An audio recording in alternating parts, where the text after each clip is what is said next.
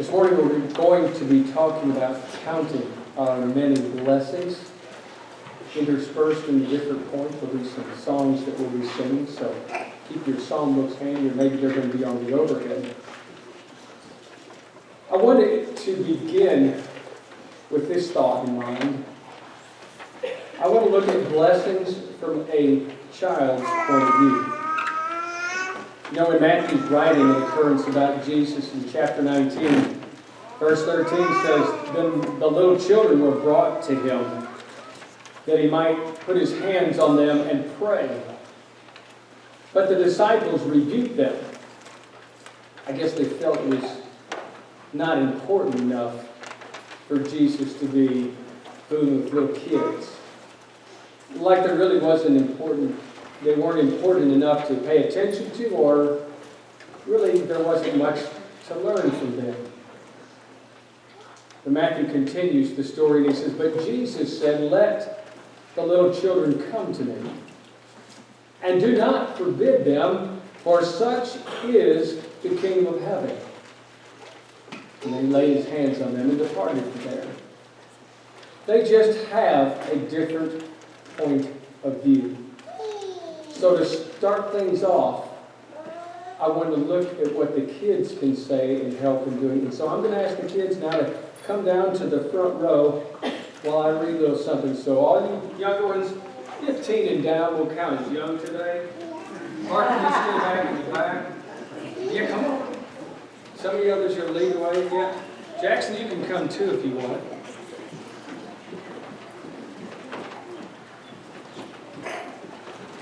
I know some of you have heard the story of Thanksgiving.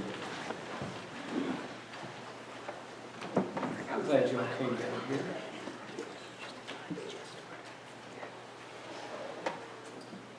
Got a little book here I'm going to read just a few pages from. Come on down. You stay right here with me. That's good. I got help here.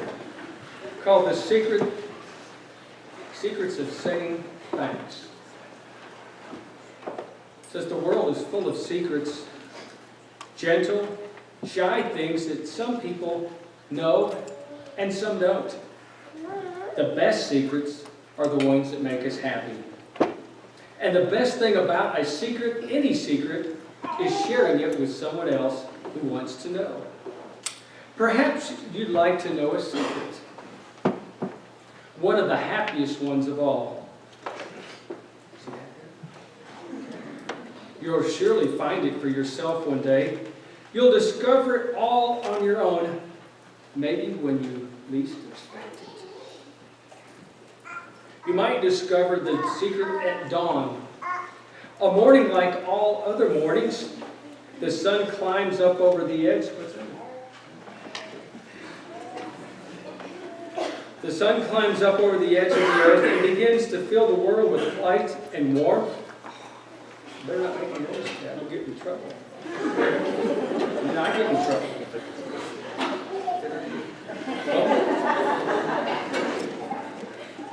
The sun touches your cheek with a golden ray, and you say softly, simply, "Thanks."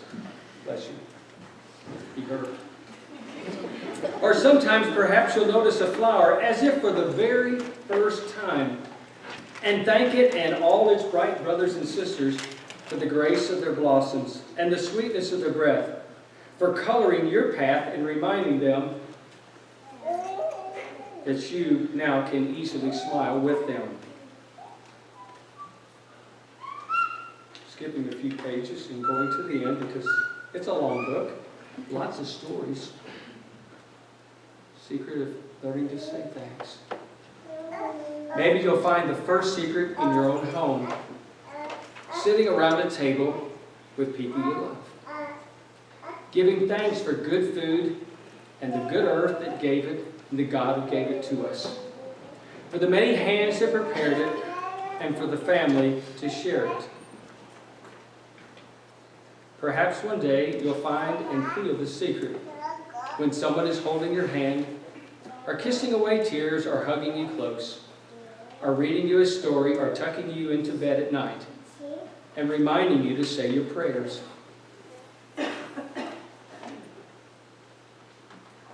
The heart that gives thanks to God is a happy one. For we cannot feel thankful and unhappy at the same time. And the more that we say thanks, the more we find that we can be thankful for. And the more we find to be thankful for, the happier we become. We don't give thanks because we're happy. We are happy because we give thanks to God. And that leads to it. That's what the Bible really tells us about, to be thankful to God. Okay, you can go have a seat with your family. Thank you for coming and helping me.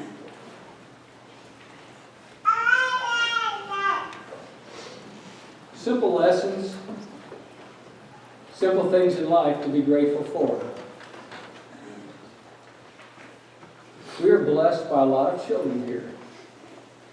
Sometimes they're fidgety. Sometimes they're noisy. But I can remember times when our auditorium was silent. And our hearts cried out for children. And we're blessed. We're going to sing a couple songs here, and then we'll move to our next point. Jesus loves the little children, all the children of the world. Red and yellow, black and white, they are precious in His sight. Jesus loves the little children of the world. Jesus died for all the children, all the children of the world. Red and yellow, black and white, they are precious in His sight. Jesus died for all the children of the world.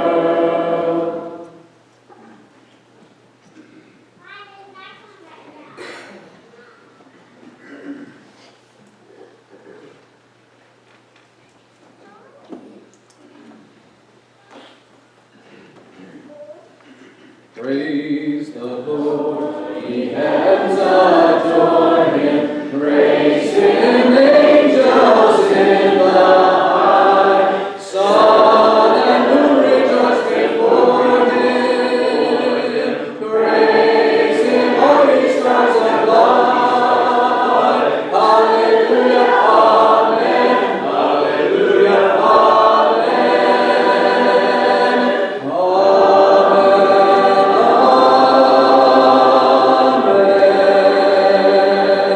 praise the Lord, for He has spoken, worlds His mighty voice obey, laws which never shall be broken, for their guidance we have made. Hallelujah, amen, hallelujah, amen,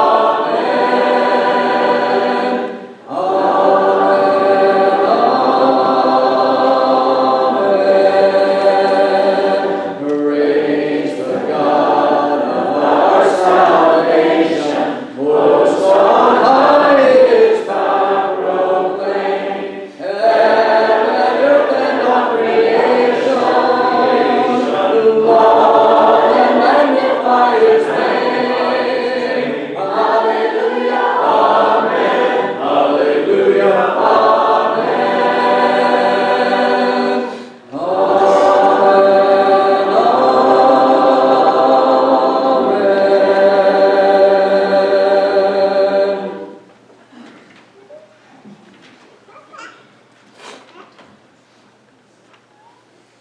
The world sometimes interferes through our mind, I guess you could say. Our influence or hampers at least our ability to discover or see our blessings. There's a great need for a proper perspective to help us to see, you see, what we really have. Luke chapter 10, there are a couple people in the presence of Jesus, and probably more. Two are mentioned. They're sisters. I get the feeling that they probably were pretty well off. These two sisters had a home of their own, and they had a brother named Lazarus. And they likely helped Jesus in his ministry. Speculation is maybe supporting him quite a bit. So they invited him to their house. Can you imagine? It's bad enough trying to have preacher elders over, but Jesus, you're going to have him in your house. What do you not fix? What china do you not get out? How do you not think about all of those things, as a woman particularly? So there's Jesus, settled down in the house, and things are getting ready. But there's not all good going on in the home. One of the sisters is not doing her job, and the other sister is bothered by it. Verse 39 of chapter 10 of Luke says, and she had a sister, that is Martha now talking about, who sat at Jesus' feet. Did nothing but sit there. Think about it. And just sat there and heard his word, Luke writes. But Martha was distracted by much serving, and she approached him and she said, Lord, do you not care that my sister has left me to serve alone? Therefore tell her to help me. And Jesus answered and said to her, Martha, Martha, you're worried and troubled about many things, but one thing is needed. And Mary has chosen that good part, which will not be taken away from her. This lesson is not about women. This lesson is about us as human beings. This lesson is not about, can you keep your house straight when guests come by? This lesson has to deal with being worried and troubled about many things. I find it interesting that every time I look at the passage, I miss tiny little words that seem to imply something more than what I noticed the first time. Jesus didn't say, you're worried and troubled about fixing me food. That was part of it. But I imagine what was going on inside of her was a whole lot more. You know how life is so complex sometimes? And there's so many things happening, and this connects to that, and everything seems to just all pull together. And when one thing bad happens, it seems like it just ignites every little area. And so Jesus says, you're worried and troubled, not about housekeeping, but about many things, Martha. You know, that can destroy our point of view. When we don't see what we've got right there in front of us, the greatest blessings ever, Jesus being in that occasion the greatest, but because of everything else happening, we can't see it right there at our feet, and we miss it. Genesis chapter 3, I keep going back to that age-old story of Adam and Eve in the garden. And it just keeps coming alive from so many different perspectives. There they are in the garden, and Satan comes along. You remember the story? God has given them a law. One law. Don't eat fruit from this tree. They had everything they could ever want in the world. Everything to be grateful over. And she's worried and distracted by Satan's calling her attention to that tree. I'm missing out on something. She could have been thankful for all. And mind you, we've done a good job this morning. I don't know, from the very beginning of our prayers through the Lord's Supper and all the way, we've used the term thank you, thank you, thank you, hundreds of times probably by now. And that's a good thing. But Eve lost her perspective. She couldn't stop and be grateful for all that, for worrying about what that tree had and what she was missing out on. The poorest people in this auditorium have more than 90% of the world. Did you hear that? The very poorest, know where you see yourself, and where you see others. But the very poorest have more than 90% of what the world has. The average in this audience is in the upper 2% of this world's income. The average person. And most of us look at ourselves as being average, don't we? Let's look at a couple stats here about Nicaragua. The average salary in Managua, that's the capital city, they do pretty well there. The average salary is $940 a year now, mind you, not a month, not a week. And it brings it down, as you're looking at the calculations, of $1.50 a day. And that's a good salary in Managua, Nicaragua.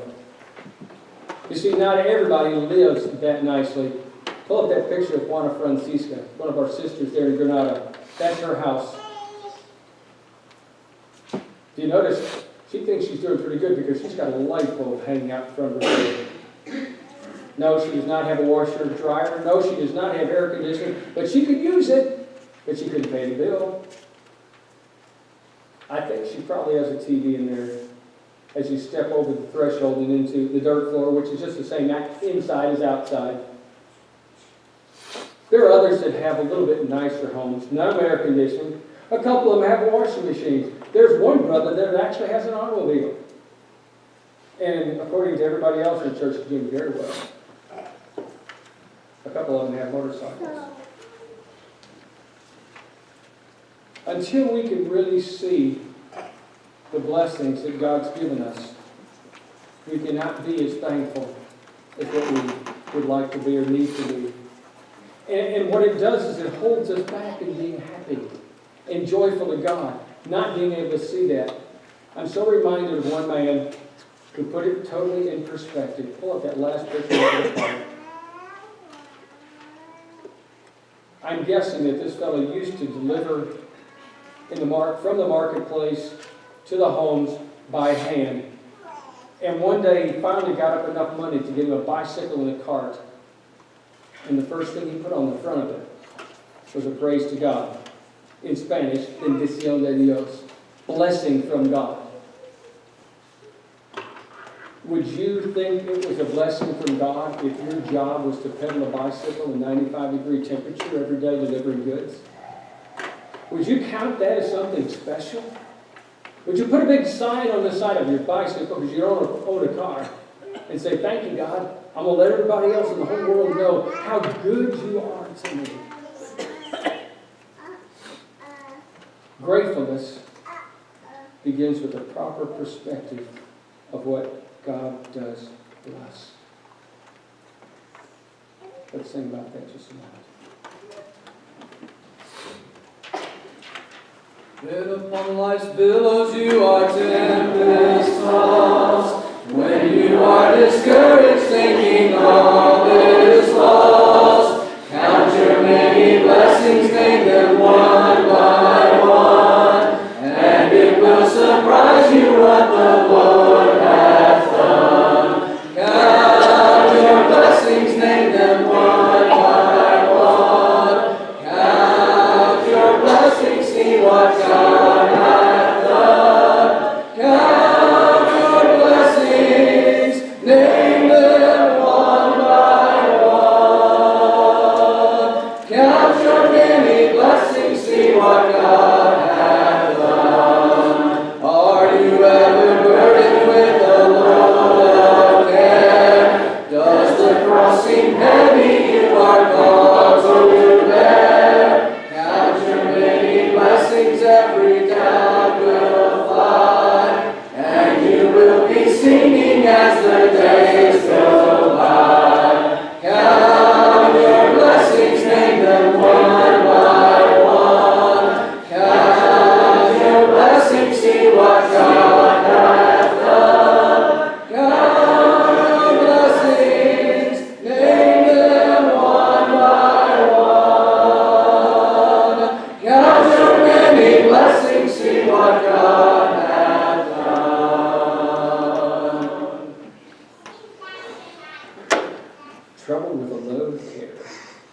Does the cross seem heavy? You're called to bear. Proper perspective. Sometimes comparing spoils our view of our blessings. We feel like we're doing pretty good, and then we look over and see what somebody else has. It's always what somebody else has that you want that you don't have. Then all of a sudden, what you thought was something great doesn't look as good anymore as what it used to be. And so we lose the perspective. Matthew chapter 20, Jesus tells a parable about some workers. Back in that day and time, they didn't have want ads in newspapers. If you wanted to be hired, you went down to the town square. So oftentimes, if you didn't have a job at all during that day, you'd go early in the morning. Sometimes workers would work for a part of the day and they'd finish, and so they'd come back to the town square. And so thus you'd find different people at different times at the town square. And if you were someone of an owner or a farmer and you needed workers, there's where you'd go. So Jesus says in verse 1, "For the kingdom of heaven is like a landowner who went out early in the morning to hire laborers for his vineyard. Now when he had, notice, agreed with the laborers for denarius a day, he sent them out to his vineyard." It was an agreement.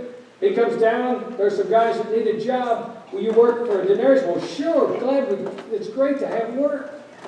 And so they get to it, and they just head straight out. Day goes on, and master needs some more help, goes back down, there's a few other guys working there. Maybe they slept in late, or maybe they just finished early from the day before job, and now they're through and they're back in there to work again. So he keeps hiring a succession of different ones along the way. And he keeps talking to them, "I will pay you a just amount." Verse 8, so the story begins to close out. When the evening had come, the owner of the vineyard said to the steward, "Now call the laborers and give them their wages, beginning with the last to the first." So the guys that had just been hired an hour before are getting paid first. Oh, that's okay. Everybody's going to get their pay. And when he came to those who were hired at the 11th hour, that very last moment, they received a denarius, a full day's wage. But when the first came, they supposed, notice in their mind, that they'd receive more. But they likewise received just a denarius. And when they received it, they complained against the landowner, saying, "These men that have worked only 1 hour, and you've made them equal to us." See the comparison? They were happy when they started out, but now they're not happy anymore. Injustices settled in, unfairness. And I'm sure if you've ever heard any adult or any child utter the phrase, "That's not fair," I'm sure it came out there. Comparing so easily, so quickly spoils what we have in our hands that is a blessing, and it becomes like, garbage all of a sudden. Again, we need that perspective. We don't need to be comparing as much as thanking God for all the things that we have. Now, verse 3 of that song we just were singing.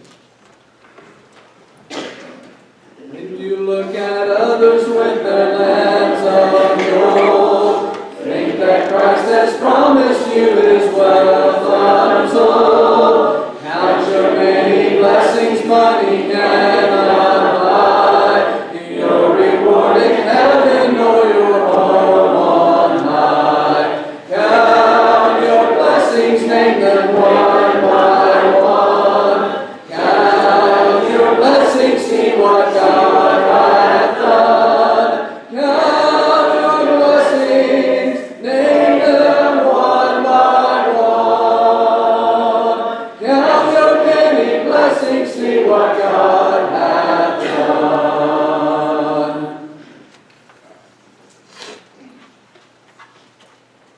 Expectations. We enter into a setting, into a situation, into our day or into our work life or into some negotiation with an expectation. We expect things to be a certain way. Sometimes our expectations aren't met. And when that happens, we're sad, we're troubled, we're bothered. Quite often, our expectations really don't truly come out. Very seldom, but occasionally, we come out with more than we expected. We're delighted, we're excited, but most of the time, not. Our media capitalizes on this. Advertisements come out and they'll be selling you products. Mind you, you've probably been seeing it on TV. You just may not have noticed it. They'll say, you deserve, you ought to have. They may not use exactly those words, but you see a guy, as I saw last night on TV, dancing in front of this car, and it's the greatest thing. He's got this giant bow on top, and his wife finally stops and says, are you happy yet? He goes, I'm happy. He got his expectations. Until he drives it home and breaks down or other things happen, and then all of a sudden it's not as good. And that's the way life is. Expectations. Our politics play up on this. Both sides telling us you deserve this and I'll give it to you if you'll vote here. You'll call this person or that person and chime in and send your money, and then all on this idea of expectations. Luke chapter 12, verses 13 and 14. And Jesus is out talking. He's talking about perfectly most important lessons about sacrificing and following Him. And along comes what I would call a little second grader, although it's an adult, with a totally off-the-wall question for Jesus. Master, tell my brother to share the inheritance with me. He's looking for Jesus to come along and bring social equality, economic equality into his family life. Now, the Jewish background in that day and time said the firstborn son gets 90% of the inheritance, period. Then the second, third, fourth, and fifth divide up what's left. It's good if you're the firstborn son, but after that, it's just not so good. So obviously, this wasn't the firstborn that had this problem. But he felt like the way Jesus was talking, he was going to straighten out things and set everything equal. And it only reminds us of us. And I think that's why Matthew loads this on here. Or Luke, rather. God's not come here to set everything equal. To just put it all in one lump and divide it up. Because sooner or later, somebody's going to be ingenious enough to come up with something, and they'll buy this and that, and somebody will come out. Yeah, it's just the way it is. But our expectation is that it's God's job to make me happy. You see? So he came to Jesus, and he wasn't happy. And it was Jesus' job to fix it. Master, fix it. And we come to God and say, God, this isn't right in my life, in our prayers. Please, we put, fix it. Or we'll come to our parents sometimes. Things aren't going well. This has happened, that happened. Please, fix it. Make me happy. And it's not God's job to make us happy. It's our job to be happy with what God gives us. And we've got it all turned around. It's not our parents' job, young people, to make you happy.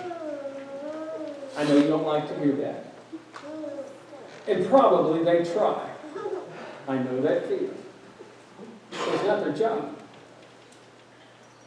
And it's not the husband or the wife's job to make the other partner happy either. Now, I know I'm stepping on feet. But if you're looking at it that way, you're going to miss out. You see, this concept of being thankful, starts with what we talked about in point number 1. We approach this with a child perspective. Well, I never had this before. This is great. Now, if you're the privileged child that gets everything, you are grateful for nothing. And you lose your perspective. God has blessed us so richly. On top of all the things that we discussed monetarily wise, physically wise, John chapter 1, verse 12.